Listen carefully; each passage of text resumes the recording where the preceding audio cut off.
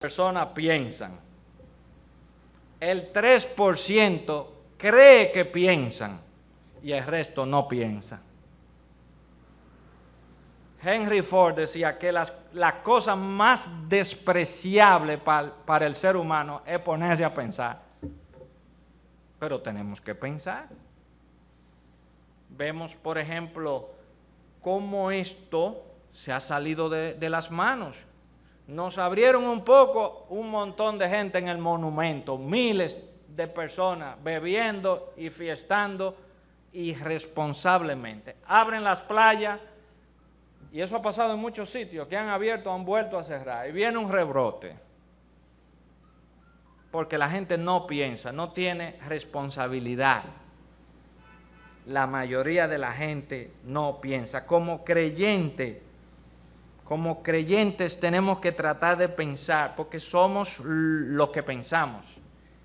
Como un hombre piensa en su corazón, así es él, dice el proverbio. Dice Filipenses, capítulo 4,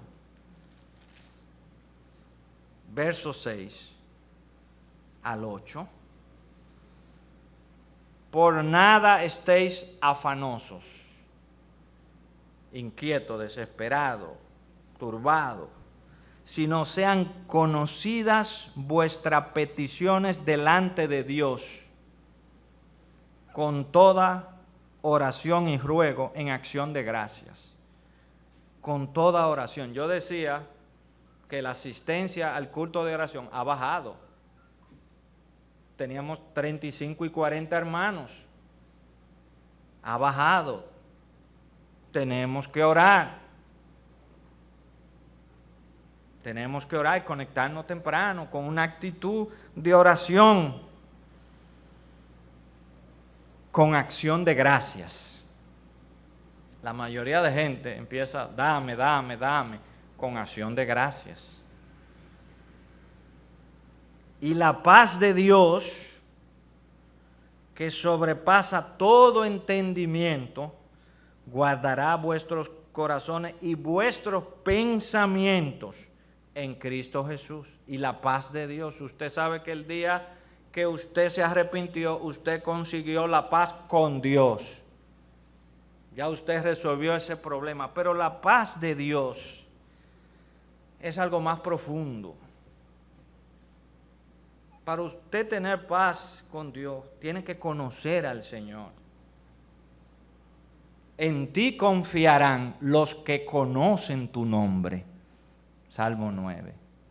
Por cuanto tú, oh Jehová, no desamparaste a quienes te buscaron. Cuando usted es capaz de pensar en eso, que usted conoce el nombre del Señor, sus proezas, todas las maravillas, eso le va a dar a usted confianza. Y la paz de Dios, que sobrepasa todo entendimiento, guardará vuestros corazones y vuestros pensamientos en Cristo Jesús. Por lo demás, hermanos, todo lo que es verdadero, todo lo honesto, todo lo justo, todo lo puro, todo lo amable, todo lo que es de buen nombre, si hay virtud alguna, si algo digno de alabanza, en esto pensad. En lo bueno, en lo honesto, en lo amable. En esto pensad, pensad. Tenemos que tratar de pensar correctamente. Dice Warren Wiersbe, en los últimos años, la ciencia ha descubierto muchas cosas fascinantes acerca de la mente humana. Del mismo modo que lo hace un ordenador, la mente del hombre puede almacenar datos impresionantes e incluso emociones y recordarlos años más tarde. Su mente es capaz de retroceder al pasado mediante la memoria o proyectarse al futuro mediante la imaginación. Sus pensamientos afectan a sus sentimientos y a su voluntad. Sus pensamientos afectan a sus sentimientos y a su voluntad. A mí me pasó algo el viernes que nunca me había pasado en la vida. estoy viendo un video de un asalto. Dos malhechores van a asaltar a un señor con su hijo. Y a mí me indignó tanto eso que me dolió la cabeza. Nunca me había pasado algo así. Fue como la incertidumbre, ¿qué va a pasar? Al final salieron bien. El padre y el hijo, los malhechores, no lograron su cometido. Pero bueno, de pronto, y luego, eso fue en la mañana, y luego en la tarde, saben, una noticia, algo que sucedió en Cotuí, de un tipo que se atrincheró en una casa, que amenazó a un niño y una señora, y al final terminó muerto, que fue un sacerdote encubierto de policía.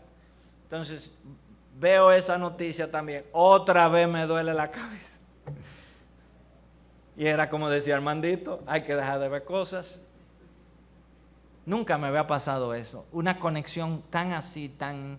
Entonces yo me pongo a pensar qué debió pasar, si el sacerdote lo hizo bien, si debió dispararle en un brazo y preservarle la vida, tantas cosas. Si hubiese sido un sacerdote de verdad. Entonces me puse a pensar, porque tampoco podemos ser insensibles a tal dolor, al dolor ajeno. Y ese es el problema, tampoco podemos desconectarnos. Cuando un hermano escribe que tiene un motivo de oración, pues eso es importante para mí, eso es importante para nosotros.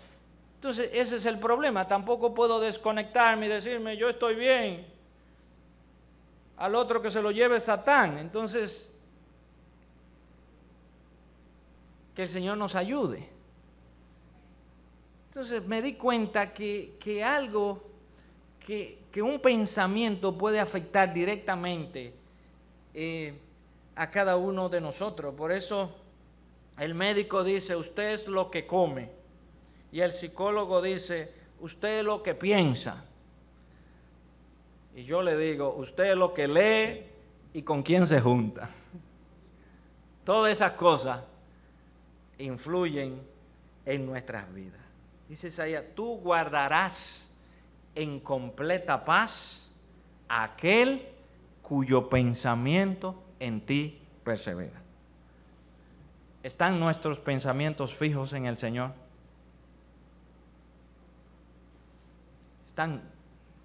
¿Está usted aprovechando todo este tiempo que se ha tenido para conocer mejor al Señor?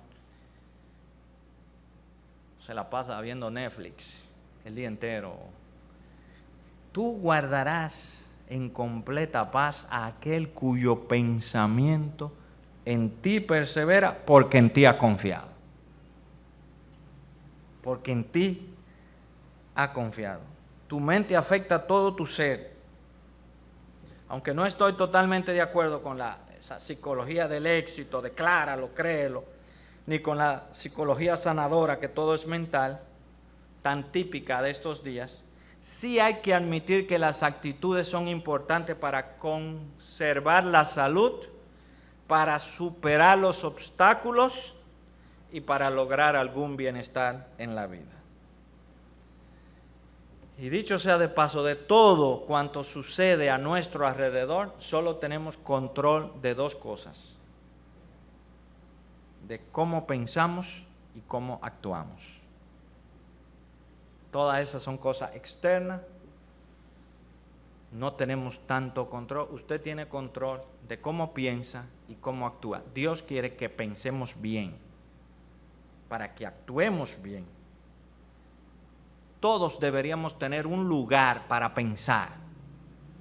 No nos gusta pensar, pero hay que pensar, porque nos sirve para la vida cristiana y en lo secular, donde también tenemos una responsabilidad de proveer para los nuestros. Y los pensamientos son el transporte de nuestras vidas. Usted está donde sus pensamientos lo han llevado, y usted llegará a donde sus pensamientos lo llevarán. Dios quiere que pensemos bien. Miren lo que dice la palabra de Dios en Efesios, en el capítulo 17, que eso es parte de haber nacido de nuevo. Efesios capítulo 4, verso 17. Dice la nueva vida en Cristo. Bueno, le han puesto ese título, pero sí es una nueva vida. Dice, esto pues digo y requiero en el Señor, que no andéis como los otros gentiles. ¿Cómo andan los otros gentiles? En la vanidad de su mente, teniendo el entendimiento entenebrecido. Recuerden que Satanás ha cegado el entendimiento de los incrédulos para que la luz de Cristo no les resplandezca.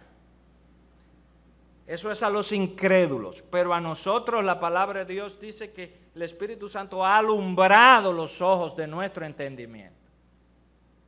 Entonces, no tenemos que andar con el entendimiento entenebrecido, ajenos de la vida de Dios por la ignorancia que en ellos hay. Así anda la gente del mundo, por la dureza de su corazón, las cuales después que perdieron toda sensibilidad se entregaron a la lascivia para cometer con avidez toda clase de impureza. Mas vosotros no habéis aprendido así a Cristo. La gente del mundo que no tiene a Cristo vive y piensa así. Si en verdad le habéis oído y habéis sido por Él enseñados, conforme a la verdad que está en Jesús, en cuanto a la pasada manera de vivir, despojaos del viejo hombre que está viciado conforme a los deseos engañosos, y renovaos en el espíritu de vuestra mente, y vestíos del nuevo hombre, creado según Dios en la justicia y santidad de la verdad. Renovaos en el espíritu de vuestra mente. Esto es un ejercicio. Si nosotros dejamos nuestra mente sola, empieza a llenarse de quejas y de preocupaciones. Dice Romanos 12:2. No os conforméis a este siglo, no adopte la forma de vivir y de pensar del mundo donde vive. No, ahí siglo es mundo, de la gente. No os conforméis, no adopte esa forma de vivir y de pensar, sino transformaos por medio de la renovación de vuestro entendimiento, para que comprobéis cuál sea la buena voluntad de Dios, agradable y perfecta. Transformaos, transformaos. Yo le pregunto, hermano, en esta mañana, en tercer lugar, ¿por qué usted está agradecido? Seguro usted tiene muchas razones, pero miren, quiero poner un ejemplo de esto que nos dice la palabra aquí. No os conforméis, no adopte ese pensar. El Señor Jesús va con sus discípulos y van en la barca, y viene esa gran tempestad. Y el Señor está durmiendo, por cierto, en la parte de atrás del barco. Él ha marcado la dirección. Y Él va durmiendo, y los discípulos ya le dicen, no tienes cuidado que perecemos. Lo despiertan, no te importa que vamos a morir. Y el Señor le hizo una pregunta interesante. El Señor le preguntó, ¿dónde está vuestra fe? Él no le dijo, ustedes no tienen fe. Él le dijo, ¿dónde está? Ustedes tienen fe. Ustedes han dejado sus barcas para seguirme, sus familias, han dedicado su vida por mí, están dispuestos a morir por mí porque creen en mí, en mi evangelio. Ustedes tienen fe, se necesita fe para hacer eso. Usted ha dejado cosas que a su carne le gustaban por estar aquí, porque usted tiene fe. Usted aparta un dinero semanalmente y lo ofrenda para el Señor porque usted tiene fe. Ponga esa fe en acción. Dice el Señor, ¿dónde está vuestra fe? Entonces, la mayoría de nosotros vivimos en automático. El Señor dice, quítate el automático y pon la fe en acción. ¿Dónde está vuestra fe?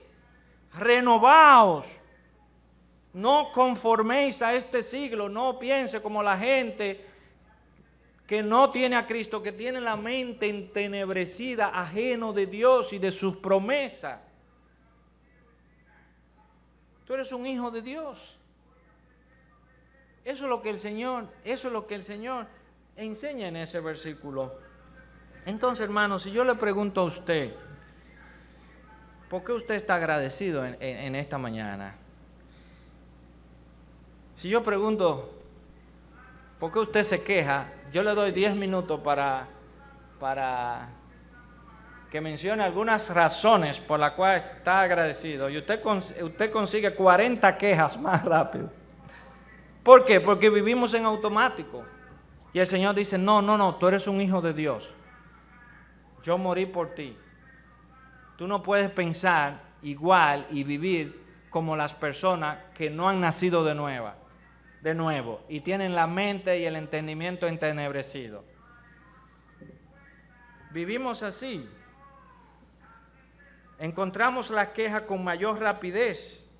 Leía, no sé si sea cierto, que de cada 15 pensamientos que vienen a nuestra mente, solo uno es positivo. Y eso tiene una gran importancia. Por ejemplo, es más fácil usted encontrar defectos en mí que virtudes. Como dijo Martin Luther King, que nosotros las ofensas hacemos una escultura y los favores lo escribimos en la arena. Y debe ser lo contrario. Y después que yo me muera, Israel sí era bueno. Pero ya no sirve. Qué bueno es Dios, que no es así. Siempre recuerdo de Josafat. Me encanta Josafat, pero una vez se fue con Acán, un hombre malo, y le dijo, yo soy como tú, yo soy tu enllave. Y Dios lo llamó por medio del profeta y dijo, ay, me va a fulmigar el Señor. Dice, no, fueron halladas en ti buenas cosas. El Señor encontró en él cosas buenas, nosotros deberíamos encontrar. Es más fácil encontrar defecto en la iglesia, en los hermanos, en nuestra pareja, que encontrar virtudes, porque somos así. Pero el Señor quiere que pensemos bien, debemos ser agradecidos, que salgamos de aquí, hermano, pensando, renovando nuestra mente, que no adoptemos la forma de pensar y vivir de este mundo caído y perdido y condenado. Nosotros tenemos una preciosa y grandísima esperanza. Mi bisabuela decía, Jesús, de mi grandísima esperanza. Dice John Stott, comentando Efesios 5:20,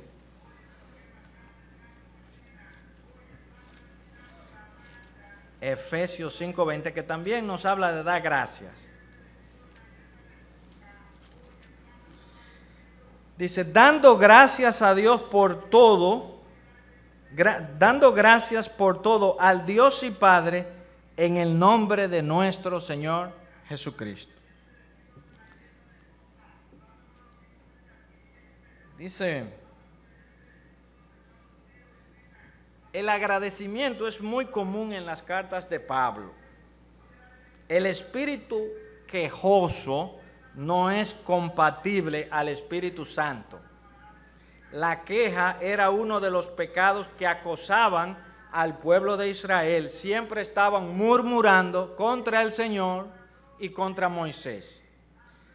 Aunque el texto dice aquí que demos gracia por todo, escuche bien esto, no debemos tomar esto literalmente, porque no se puede agradecer y alabar a Dios por todo,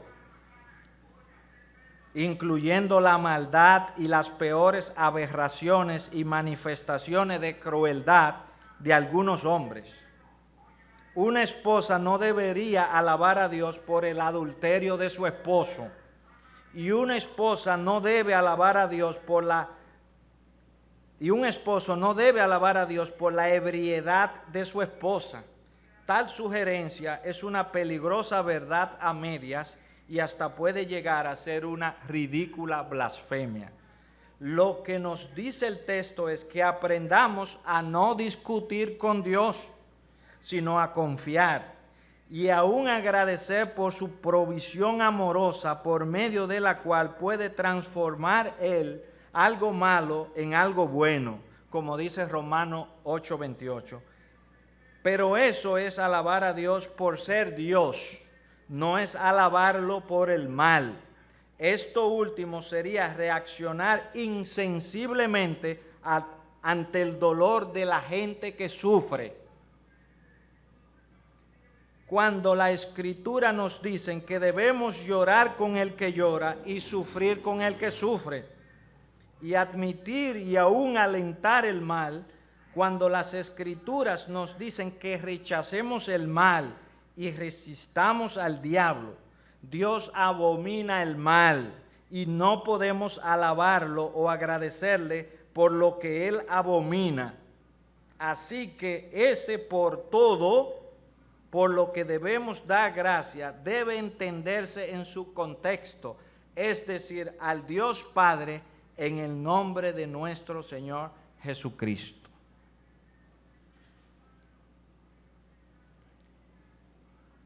En el Salmo 77, es un salmo que me encanta, el salmista, él está cuestionando a Dios, diciendo, ¿se habrá olvidado Dios de su promesa?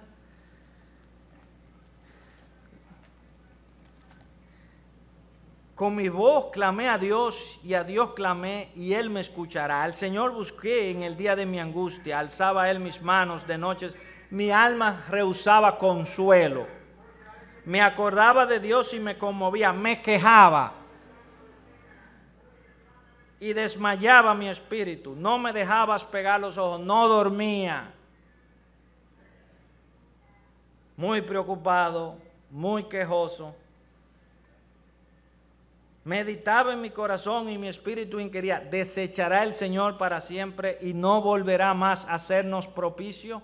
¿Ha cesado para siempre su misericordia? ¿Se ha acabado perpetuamente su promesa? ¿Ha olvidado Dios el tener misericordia? ¿Ha encerrado, han sobrepasado sus iras, sus piedades?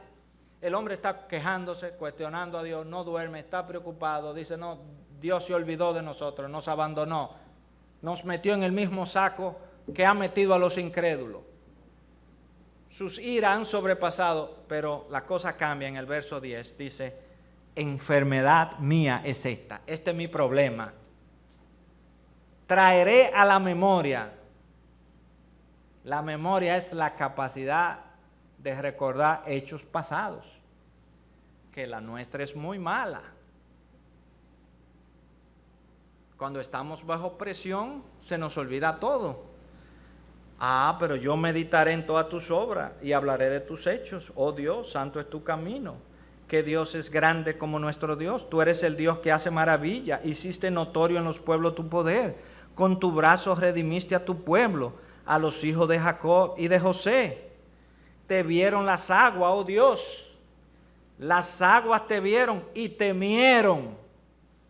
Y los abismos también se estremecieron. Las nubes echaron inundaciones de agua, tronaron los cielos y discurrieron tus rayos. La voz de tu trueno estaba en el torbellino, tus relámpagos alumbraron el mundo, se estremeció y tembló la tierra. En el mar fue tu camino y tus sendas en las muchas aguas, y tus pisadas no fueron conocidas. Condujiste a tu pueblo como ovejas por mano de Moisés y Aarón. Y todo cambia. Se quitó el automático y se puso a pensar correctamente. Y dijo, espérate, este es el Dios que hizo maravilla. En estos días que yo vivo del turismo y he estado en mi casa, yo he traído a la memoria, no es la primera vez que yo estoy en una situación semejante y el Señor no me ha faltado. Entonces yo voy a la memoria y digo, espérate, que yo me he visto otras veces en esta situación. Y como dijo Mardoqueo, de donde no sabemos vendrá la liberación. Eso es fe. Entonces, las cosas que están a mi alcance, eso he hecho un par de cursos en la casa. He estudiado, he leído, he aprendido, pero sobre todo yo sé que el Señor no le falta a sus hijos. Y no podemos actuar, hermanos, ni pensar como los otros que no tienen esperanza. Entonces traigo a mi memoria los años de la fidelidad del Señor. ¿Por cuáles cosas usted está agradecido en esta mañana? Por su familia, por su salud, por los hermanos, por un montón de cosas que por la gracia de Dios y solo por su misericordia aún tenemos. ¿Saben cómo se me quitó el dolor de cabeza, hermano? Escuchando 25 himnos tradicionales, los mejores de todos los tiempos que yo tengo en mi computadora, y se lo mandé a chat de la iglesia, que son unos himnos preciosos, y uno de ellos, y con esto termino, dice: alcancé salvación. ¿Usted sabe lo que es eso? Que usted alcanzó salvación. Eso no es poca cosa, hermano. Alcancé salvación. Yo no vendo mi salvación por todo lo que hay en este mundo, porque el Señor dice: usted gana el mundo entero y perdiste tu alma, mal negocio. Alcancé salvación. ¿Usted sabe lo que eso significa? Vino una joven señora dispuesta a entregar su vida a Jesucristo y alcanzar salvación. Esa es la decisión más importante de su vida. Alcancé salvación. De paz inundada mi senda esté, procura la mar de aflicción. Mi suerte cualquiera que sea, diré: alcancé salvación. Alcancé salvación. Do venga la prueba o me tiente Satán, no mengua mi fe ni mi amor. Pues Cristo comprende mis luchas y mi afán, y su sangre obrará a mi favor. Cristo comprende mis luchas y mi afán, y su sangre obrará a mi favor. Feliz yo me siento al saber que Jesús libróme del yugo opresor. Qué gran privilegio. El Señor nos ha librado de la ira que vendrá. Mi mal, mi pecado, clavó en la cruz. Gloria demos al buen Salvador. Que el Señor les bendiga.